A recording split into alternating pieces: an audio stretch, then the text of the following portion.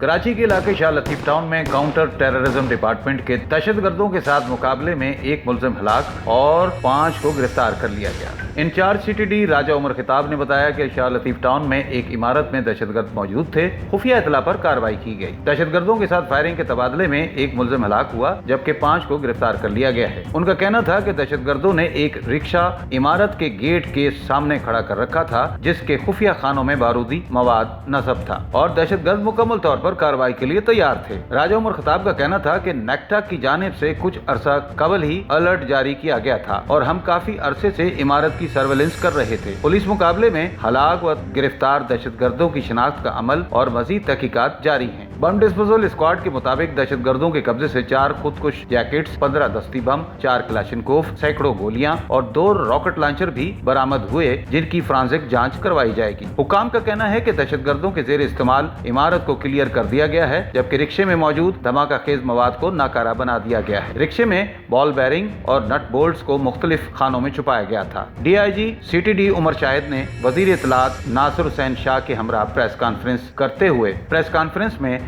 बरामद होने वाला असलहा व गोला बारूद नुमाइश के लिए रखा। सैयद नासिर हुसैन शाह ने इंकशाफ किया कि गिरफ्तार दहशतगर्द भारतीय नेटवर्क रा के लिए काम करते थे। में से मोस्टली का ताल्लुक जो है वो अफगानिस्तान से है और इसमें इब्तदाई तौर पर रा का बहुत पक्के शवाहिद मिले हैं उनकी इन्वॉल्वमेंट के, या अहम लोगों को टारगेट करना और सपोज सिंध असेंबली उसमें शामिल है। ताहम अदालत में क्या साबित होता है, ये चंद रोज में ही खुलकर सामने आ जाएगा।